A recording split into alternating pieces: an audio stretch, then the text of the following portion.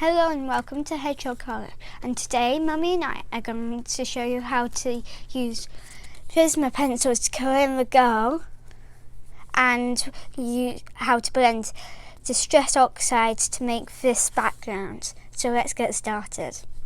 I have Maddie joining me again today, as you saw in the intro to this video, and I made this card for Greg when he recently went to a conference. I always send him away with a card, and you saw me finishing it off on one of our daily Facebook lives, but so many of you asked me how I made it that I decided to make this video on the blending of how to make your backgrounds and also how I coloured it in with just a few of the Prisma colour pencils. So let's just move this to the side. So I have all my supplies here. I'm going to just move these out. And the first thing we're going to want to do is stamp out our girl. So I have a quarter piece of Nina Solar White, and I'm just going to put this down and I'm going to stamp her roughly where I'm going to want her to be.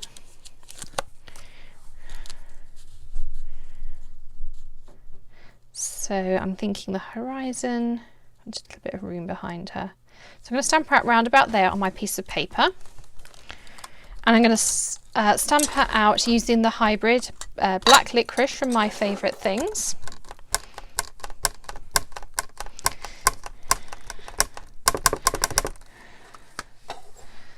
And we'll stamp her down. Now, while I've got her mounted on, I'm just going to move her to the side. And I use something called Eclipse tape. This is basically a big sheet of post-it paper. And I'm going to trim this down here. And I'm going to stick this onto my Teflon sheet and ink her up again. And this doesn't matter because it's only going to be used as a mask, but we just need to make sure that we have a second one on some sticky paper. So I'm going to stamp her, just make sure she's on there, and I'm going to stamp her down on my Eclipse tape, and we'll come back to her later. I just wanted to do it while I had the stamp inked up. So let's clean her off with our stamp chamois.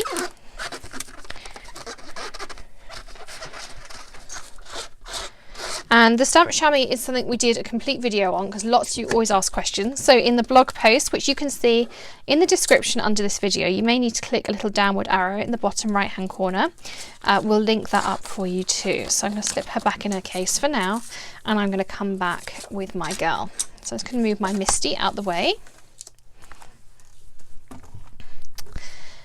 And we're going to use Prisma colour pencils. Prisma pencils are great and they're really easy to blend. So I'm just going to use these 7 colours to create my girl in her dress. And I'm going to use some Gamsol to blend her together. So I'm going to use one of my little tea light holders that we use for all sorts of things. And I'm going to pour a little bit into here. You want a scrap piece of paper. And you're going to want some paper blending stubs. So there's these here. Now what I'm going to do is I'm just going to clean each of these off as I do at the beginning of any project. So I put the Gamsol on there. And on my scrap piece of paper, I'm just going over till it comes out nice and clear.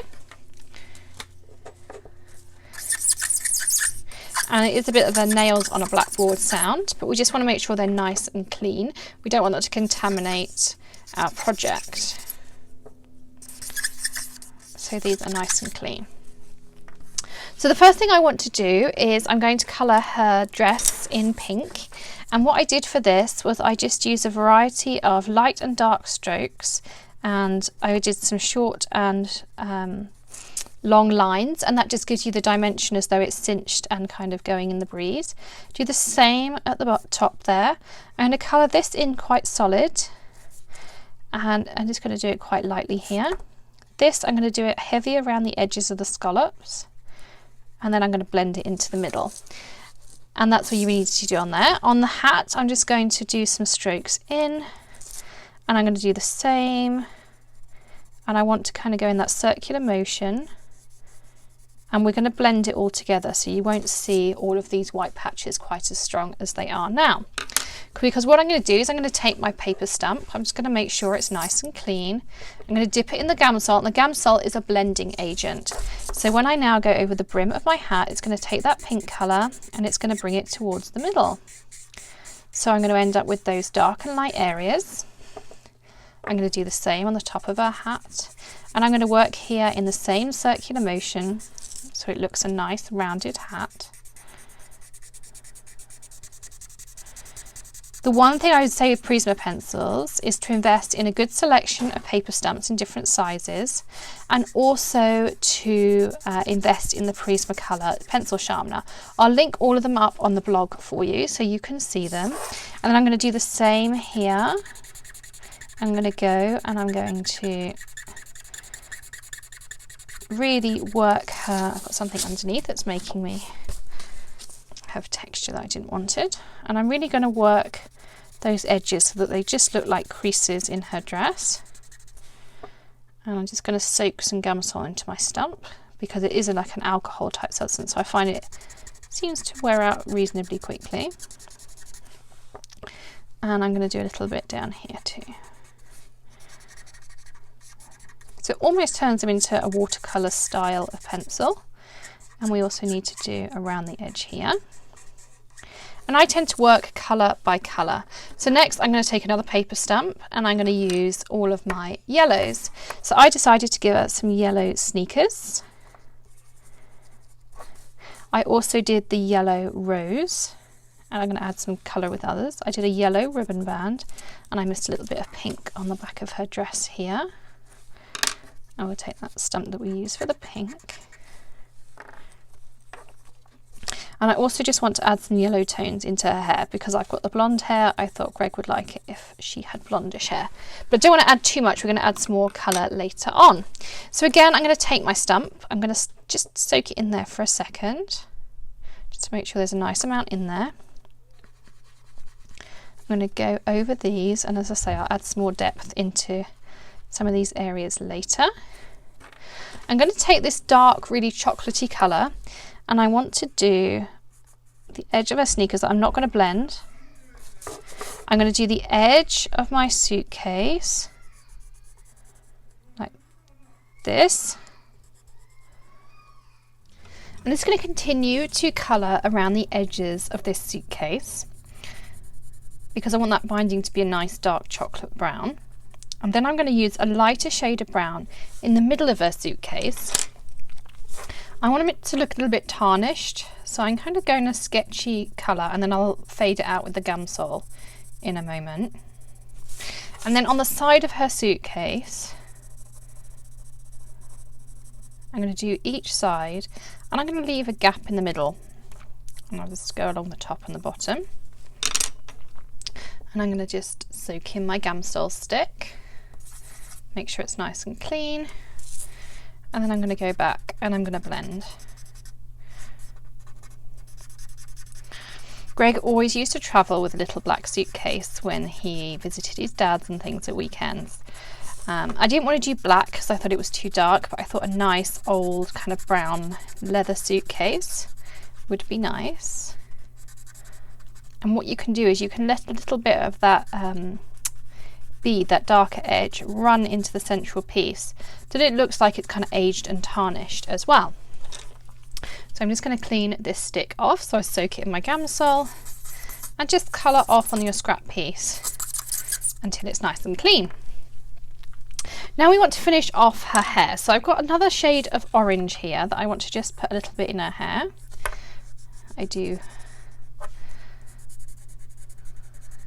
I'm also going to take a little shade of red just to add a couple of highlights. We'll blend all this together so it'll look nice at the end. And again, a little bit of that lighter brown just to pull the colours together. And in my rose, I'm going to add some orange that I'm going to blend into.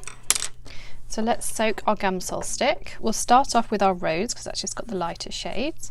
And then I'm just going to work her hair, and I'm just going to do up and down strokes.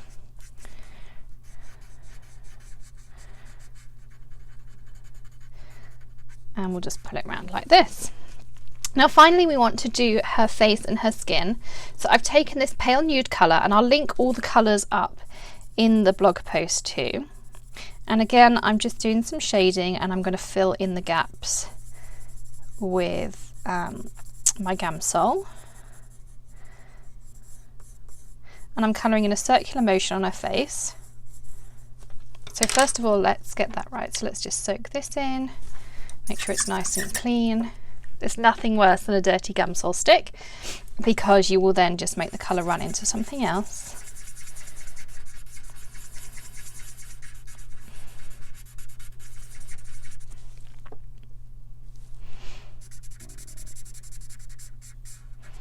Okay, and then I want to add a little pink into her cheeks. So I'm going to use the same pink that I had, and I'm just going to then bring that out to give it a nice rosy cheeks. So now we're ready to add our background. Now that we've just done some basic colouring in on her, I'm going to move this all out the way. And what I'm going to use is some distress inks, and I'm going to use a combination of regular distress inks. So I have a couple of shades here, some greens and some blues, and I'm also going to blend in some oxides because they give you a different texture. Okay, so to do that, this is the mask that we made earlier, and I cut her out using my Scan and Cut. I do have the dies for her, but because I wanted it to be really snug, because I don't want any kind of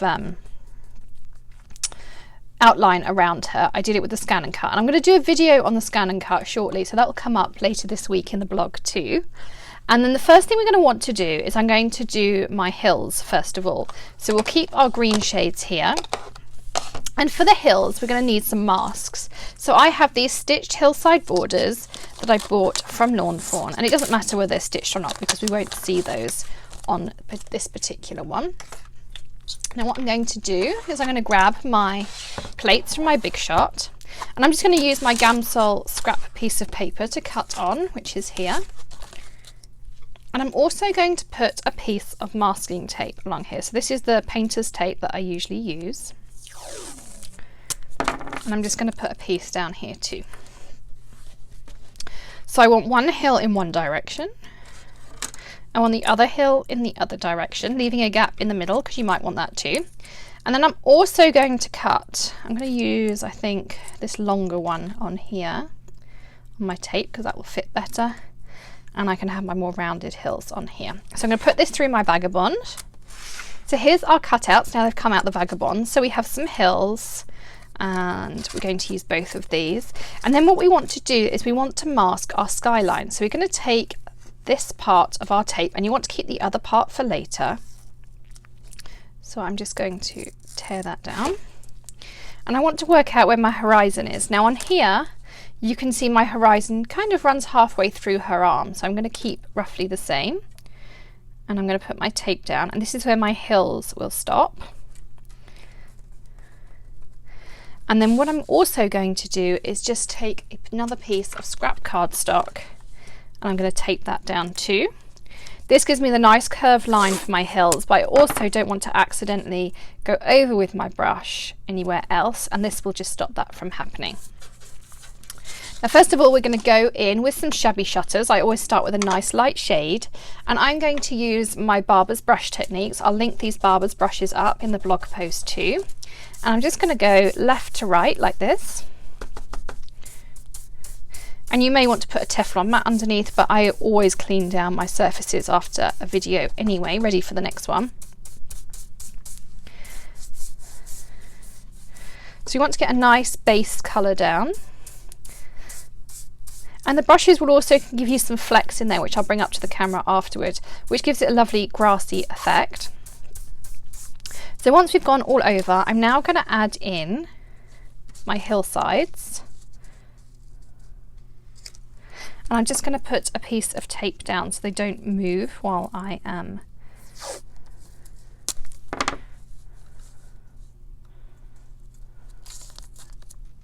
using them. So I'm just going to put that across there. And I'm going to take my mowed lawn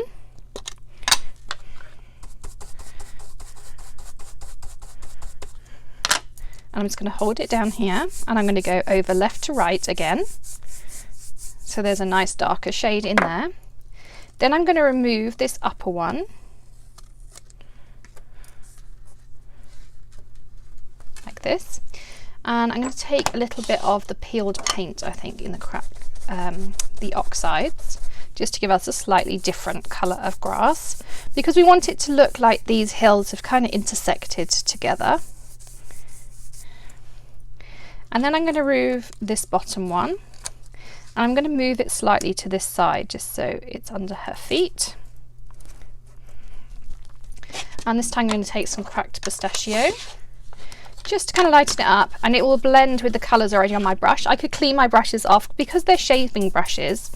You can quite easily just clean them off as often as you like. They will take as much cleaning as you need. And then finally, I'm just going to do this area down here. I think I'm going to go in with that darker shade again, that Maude Lawn, and just blend it all together.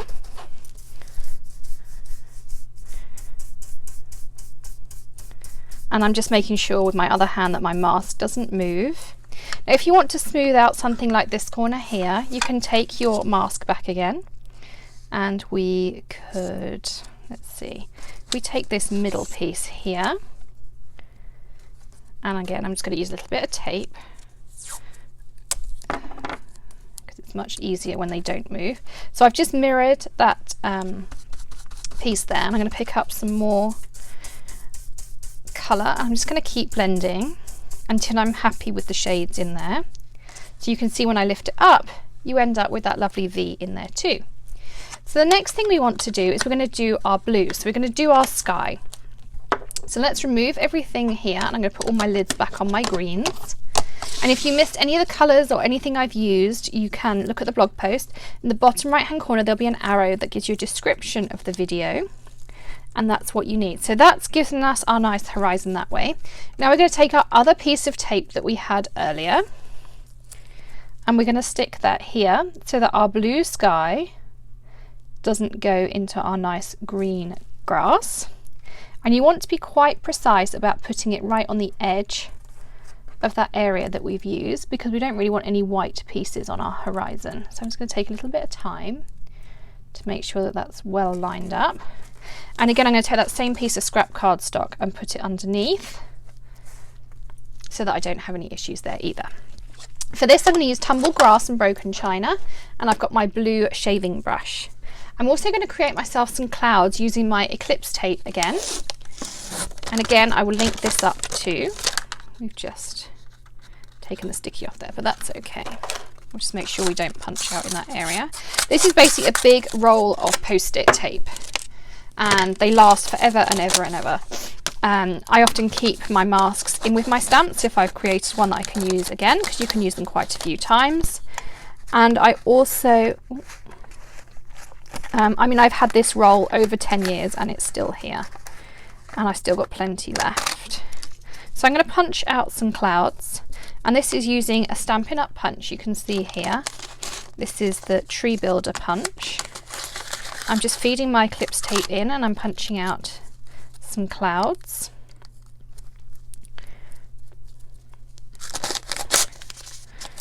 Let's put that out my punch. And I probably want 2 more. So I'm just sliding the Eclipse tape in, which just takes a little bit of fiddling around, because your Eclipse tape will want to crinkle up on you. There we go. So you can see here again, I'm just clipping these out, and I'm positioning them roughly where I want them. I think this one might need to be a little bit lower.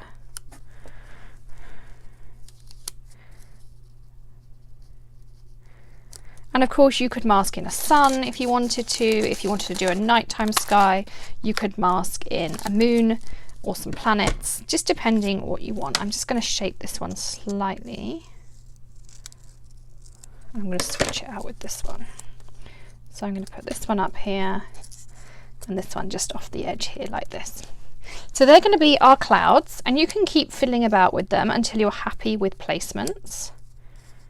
Like that. Like so. So that will do for our sky. And I'm going to start again with the tumbled grass. So I'm going to load up my brush in a nice heavy circular movement, and you can see where it's done there. That will replenish just as the ink comes back to the surface, so don't worry if that happens to you. And again, I'm going to work left to right and just in some nice motions to give us that nice soft blue sky. And I really want to load up the colour I'm just being reasonably careful that my masks don't lift, because at this stage I don't want them to. And that gives us that lovely blue sky colour. Now on my original sample, when you lift these clouds up, I found that the white lines were a little bit too harsh. So you can see here I've blended in those colours just so that they're still white clouds, but they're not too white that they dominate the cards. So what I did was I lifted up my masks, and you may not want to do this, you may be very happy with your colours as they were. But I took my Distress Oxides, which are pigments, so they're not going to sit into the paper, they're going to sit on top. They give me a little bit longer to work with them. And again, I'm going to load up here and take off a little bit there. And then I'm just going to work over the clouds, light left to right strokes. And it just takes that edge off the clouds so they still look like a nice blue sky. So now we can take all of our masks off. So let's lift everything up.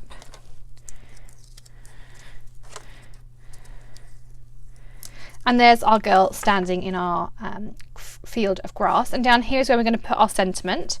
So the next thing you want to do is cut out your sentiment, because we want to then work out where we're just going to trim our edges off. So I'm just going to give us a wipe down here that we don't contaminate anything, and I just use my stamp chamois for this because it's perfect at removing ink. And again, I'll link up the stamp chamois video if you haven't seen one already. I'm also going to fold my base card so that I'm ready to go. And I'm going to grab another piece of Solar White. This is my sentiment piece. You can see I used your last time. I need my stamp set, which is right here. You can see I've got the dies if you did want to cut her out and pop her out. And then again, I'm going to do the Is It Too Soon to Miss You? And I'm going to grab myself a block to put it on. And the one thing I do tend to do, I show you with photopolymer sentiments, is put them loose on your workspace and then pick them up with your block, because otherwise you end up with a bit of a wiggly woggly sentiment, which is not what we want. So again, let's stamp out our Too Soon to Miss You. And I've done that in the My Favourite Things again. And I'm going to use my Favourite Things Basics edges, and I'll cut those out. So I've cut out my Is It Too Soon to Miss You using these lovely zigzag rectangles. I also wanted to tell you, because these are a lovely basic set, that they come on this great thick magnet sheet, so I can just pop them straight into my envelopes. So they're really well designed when they come to you too.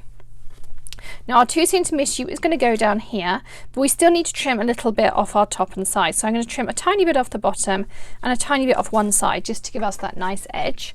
I'm going to use my usual cutter, which is my cutter peed, and I'm going to line it up with this yellow cutter matte edge, which always gives me that nice matting trim. And I'm going to take the rest off the bottom because my cloud touches the top.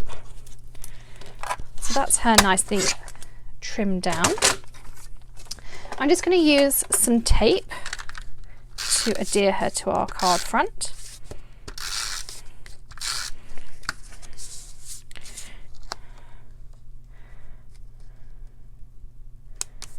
I'm going to stick her down, and then I'm going to stick down our little sentiment on here. You could also add some sequins if you wanted to.